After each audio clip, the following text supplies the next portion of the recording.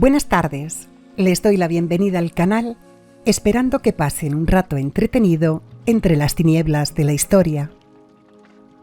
La atracción sexual hacia los que han cometido delitos, incluso violentos y atroces, se le llama hibristofilia, llamada vulgarmente síndrome del chico malo.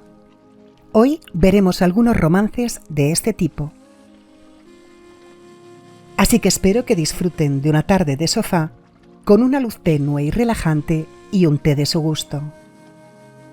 En el programa de hoy, Ted Bundy y Caroline Boone, los hermanos Eric y Lyle Menendez y Temi Sakomen y Anna Erickson. Bienvenidos al Rincón de las Historias. Audiomisterios.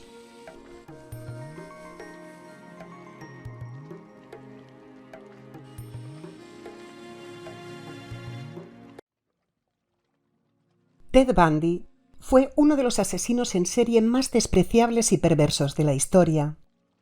Al saber enmascarar a la perfección sus pocos sentimientos hacia los demás, aún sin discernir entre el bien y el mal, se llegó a casar con Caroline Boone, una chica joven, divorciada y con un hijo, mientras estaba en juicio por sus varios crímenes. Ted Bundy era su propio abogado defensor, por haber acabado con la vida de una niña de 12 años, ya que estudió Derecho en Pixar-Seattle, Washington. Conoció a Caroline en 1974, en el Departamento de Servicios de Emergencia, en donde los dos trabajaban en Olympia, Washington. Caroline era un espíritu libre, una mujer independiente que vivía el presente esforzándose en perseguir sus pasiones y, sobre todo, respetando a los demás. Cuando se conocieron, se estaba divorciando de su segundo marido. Aunque los dos tenían una relación, Ted le pidió para salir. Ella al principio le dijo que no, pero siguieron con su gran amistad y se apreciaban mucho. En ese momento, Ted ya estaba abusando de mujeres, secuestrando y quitándoles la vida a las chicas. Resulta irónico y extraño que alguien pueda sentir algo tan especial por una persona así. Pero es que Ted era un sociópata con gran encanto, locuaz, con facilidad de palabra y tan seductor como insincero y superficial. Y siempre mantuvo a las mujeres de su vida a distancia y no juntaba nunca la persona encantadora que era durante el día con la maligna y destructiva que era por la noche. De hecho, tuvo una novia durante 7 años, Elizabeth Klopfer, del que fue el padrastro perfecto para su hija. Ted Bundy tenía un gran encanto como pareja, junto con un atractivo misterioso. Cuando Caroline le conoció en la oficina, a pesar de parecerle una persona muy tímida, era más íntegro, prudente y servicial que los demás, y en parte lo que más le atrajo a Caroline era su imagen de respetabilidad y hombría, y que parecía socialmente conservador. La relación entre ellos se fortaleció. En 1975, Ted Bundy fue arrestado en Utah, un estado del oeste de Estados Unidos, ya que encontraron en su coche un Volkswagen Viro que hoy en día está en el Museo Nacional del Crimen y el Castigo, en Washington. Encontraron dentro pasamontañas, un picahielos, una palanca, esposas y medias, siendo declarado culpable del secuestro y ataque de una niña. Pero la relación entre Caroline y Ted aún se fortaleció más. Se mandaban cartas y hasta fue al estado durante una semana para ir a verlo. A los 2 años lo extraditaron a Colorado, un estado de Estados Unidos, ya que estaba acusado de un delito en otro estado y tenía que cumplir la pena impuesta de 15 años. Y con la ayuda de Caroline, con el dinero que introdujo de contrabando, Ted Bundy se fugó de la cárcel huyendo a Florida y cometiendo allí más crímenes. Pero aún así, Caroline se fue a vivir a Florida para ir al juicio, pues ella no creía en su culpabilidad. Dicho en sus palabras, no creo que Ted pertenezca a la cárcel. Ella decía que no tenían motivos para acusar a Ted Bundy, y creía tanto en él y en su inocencia que se mudó a Haynesville, una ciudad en el condado de Alachua, en el estado de Florida, a poca distancia de la prisión, y visitaba a Ted cada semana, incluso llevando a su hijo Jamie. Durante el juicio su relación se afianzó y se volvió más romántica. Juntos eran felices, y ella le dijo que quería un hijo suyo. En una de las sesiones en la que Ted Bundy actuaba como su propio defensor, llamó a Caroline como su testigo, y cuando le pidió describirlo, ella dijo de él que era amable, cálido y paciente, y que nunca había visto nada en Ted que indicara destructividad hacia otras personas, y que era una gran parte de su vida y vital para ella. Y entonces él, en mitad de su juicio, le pidió a ella que se casara con él, a lo que ella aceptó. Y aunque el acuerdo no era legítimo, hasta que él dijo: «Por la presente, me caso contigo», ya que él, como abogado que era, descubrió que una manera de casarse mientras estaba encarcelado era a través de una antigua ley de Florida, que decretaba que mientras un juez estuviera presente en una declaración de matrimonio en la corte, el acuerdo previsto es legalmente válido, por lo que la pareja formó oficialmente la unión de matrimonio. A Ted Bundy lo condenaron a muerte. Tuvo 3 sentencias y pasó 9 años en el corredor. Durante sus primeros años, la pareja estuvo muy unida, y se piensa que Caroline comerciaba con estupefacientes para él. A los 2 años nació su hija, Rose Bundy, concebida en el corredor de la muerte, debido a que a Ted no se le permitían visitas conyugales mientras estaba en el corredor. Se llegó a decir que Caroline Boone había metido un preservativo en la prisión y que él había depositado su material genético en él, que lo ató y se lo devolvió a través de un beso. Pero también podía existir otro modo, sobornando a los guardias para poder tener relaciones sexuales. Rose Bundy nació el 24 de octubre de 1982.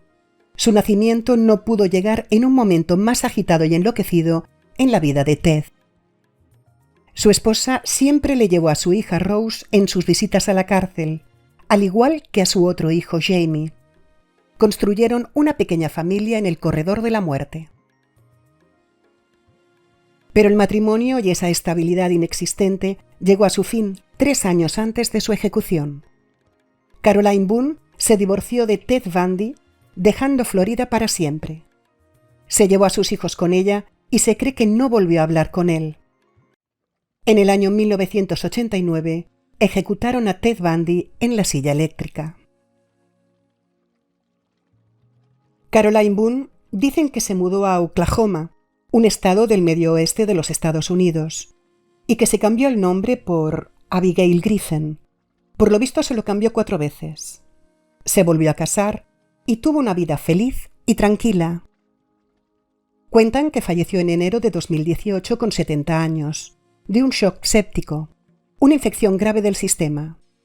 Vivía en un centro de jubilados donde dicen que era una mujer amigable y discreta, que le gustaba tejer, ver el fútbol y los programas de la naturaleza.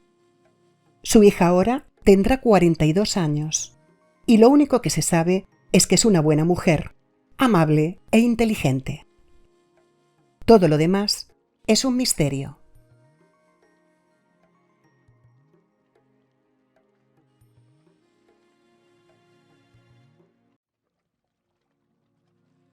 A Erwick y a su hermano mayor Lyle Menéndez los condenaron a cadena perpetua por quitarles la vida en 1989 a sus padres. José Menéndez, un inmigrante cubano que había conseguido convertirse en un ejecutivo de entretenimiento de gran éxito y que ejercía mucha presión sobre sus hijos para que también tuvieran éxito, y a su madre María, Kitty. Les dispararon acabando con sus vidas el día 20 de agosto, en su casa de Beverly Hills.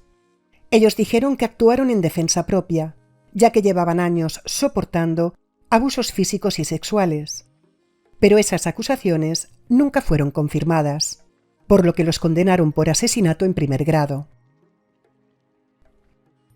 Erwick Gellan nació en Blackwood, Nueva Jersey, el 27 de noviembre de 1970. Era un chico callado y tímido que siempre se dejó llevar por su hermano mayor, a quien le gustaba imitar. Cuando se mudaron en 1986 al sur de California, empezaron a tener problemas y hasta atraparon robando en 2 ocasiones a Eric. En ese tiempo empezó a escribir, y en una ocasión escribió un guión sobre un chico que les quitaba la vida a sus adinerados padres. Fue a la escuela secundaria de Beverly Hills y ocupó el puesto 44 en la nación para jugadores menores de 18 años, consiguiendo prestigio nacional como tenista. Su hermano, Joseph Lyle, nació el 10 de enero de 1968. Los 2 hermanos fueron a la escuela matutina de Princeton en su educación primaria. Después Lyle ingresó en la Universidad Privada de Princeton y Eric fue al instituto en Calabasas, una ciudad en el condado de Los Ángeles, en el estado de California. Pero a Lyle lo pusieron en fase de probatoria académica, un programa originado por el bajo desempeño a nivel universitario que necesitan para cumplir con las expectativas de la institución para seguir en el centro. Y al final, después de acusarlo de copiar, abandonó la universidad. El 20 de agosto del 89, el fatídico día que acabaron con sus padres, el matrimonio estaba muy cansado, ya que habían salido a pescar tiburones en un yate alquilado, y esa noche sus hijos salieron, por lo que fueron al estudio a ver una película. Más tarde, los vecinos dijeron haber escuchado como fuegos artificiales sobre las 10 de la noche, lo que en realidad eran disparos. A José le dispararon con una escopeta en la parte posterior de la cabeza, y a Kitty, que estaba durmiendo, despertó por el disparo y salió de la cama corriendo por el pasillo, recibiendo un disparo en la pierna. Después se resbaló con su propia sangre y se cayó. Y una vez en el suelo, le dispararon varias veces en el pecho, la cara y el brazo. Finalmente, para hacerlo parecer un crimen relacionado con la mafia, les dispararon en las rodillas. Al acabar, los 2 hermanos se fueron de la mansión. Tiraron las escopetas en una carretera de Los Ángeles, Mulholland Drive, y compraron entradas en un cine local, como coartada. Cuando volvieron a casa sobre las 12 de la noche, Lyle, el hermano mayor, llamó al teléfono de urgencias 911 y les dijo gritando: «Alguien mató a mis padres».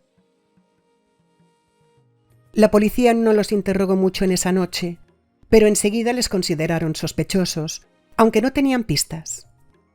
En el juicio, Eric dijo que había visto un cartucho de escopeta en el suelo, y cuando el policía miró para otro lado, él lo quitó.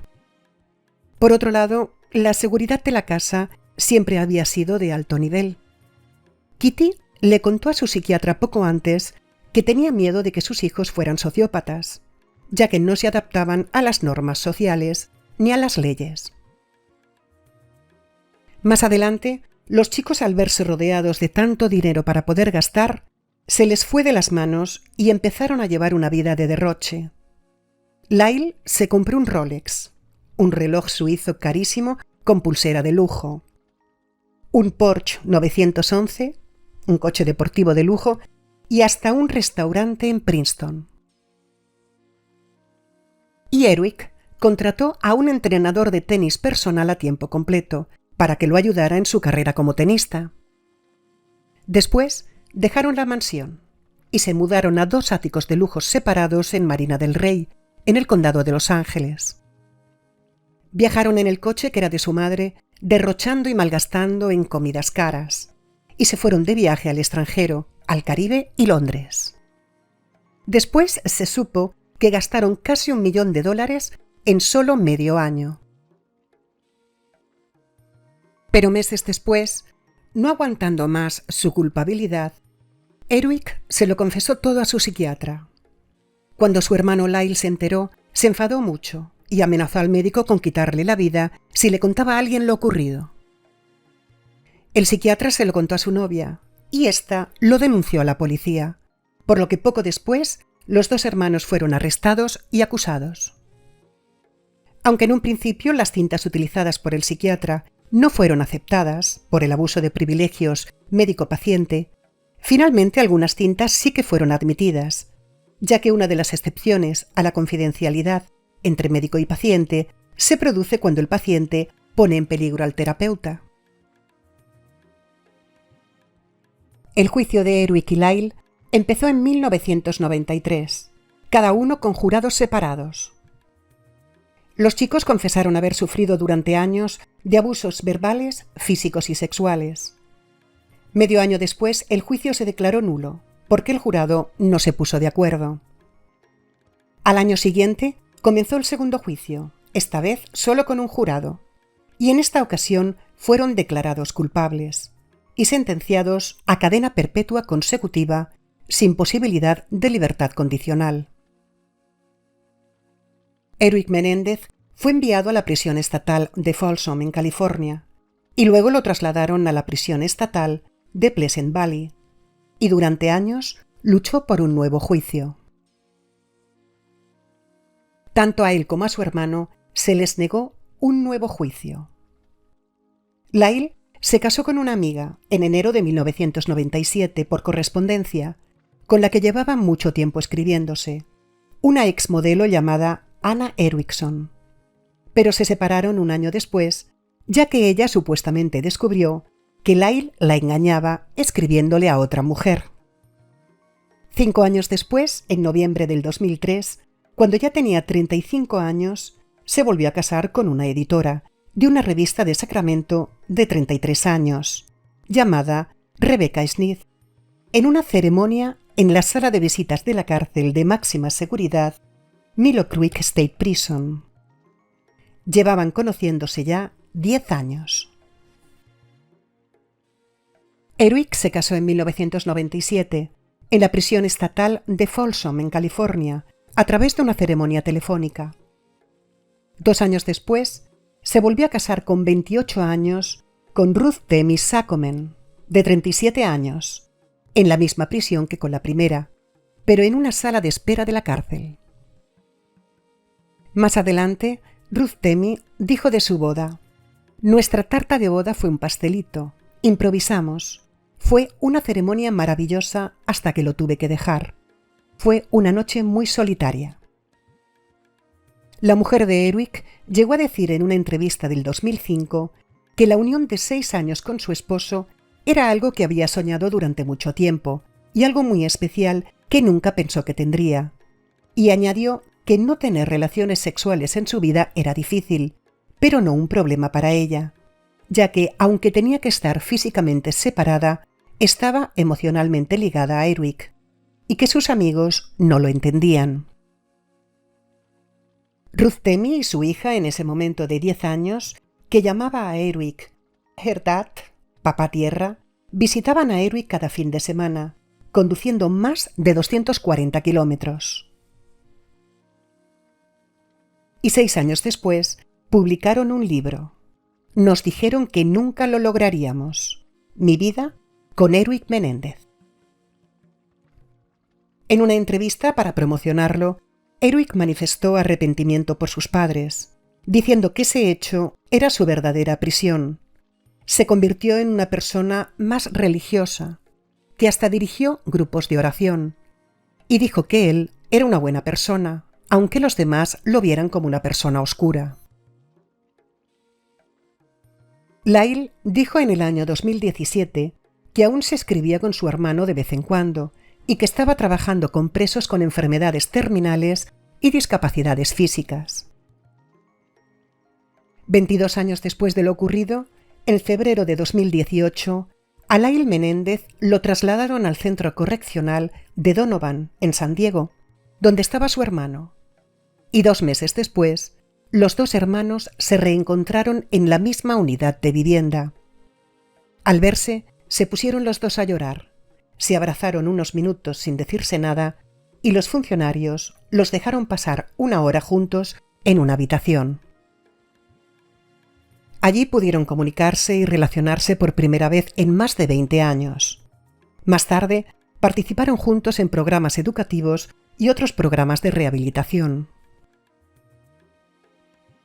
En agosto de 2024, a través de un documental y el posible descubrimiento de una carta enviada por Erwick a su primo en 1989, en la que le definía los abusos de su padre, los abogados de los hermanos Menéndez presentaron ante el Tribunal Superior de Los Ángeles una petición de habeas corpus, que es un procedimiento sencillo, rápido y especial que sirve para que una persona que está presuntamente detenida de forma ilegal sea llevada ante el juez inmediatamente, quien podría ordenar la libertad del detenido si no encontrara motivo suficiente de arresto.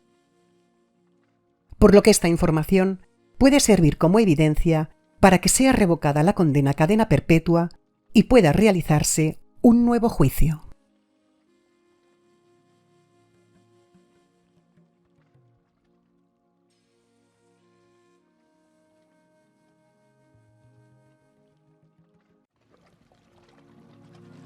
Si les ha gustado, por favor accionen la campanita de notificaciones para saber que ha sido de su agrado y poder seguir ofreciéndoles contenido. Compartir y darle a like para ayudarme con el canal. Hasta la semana que viene con nuevos relatos de Audiomisterios.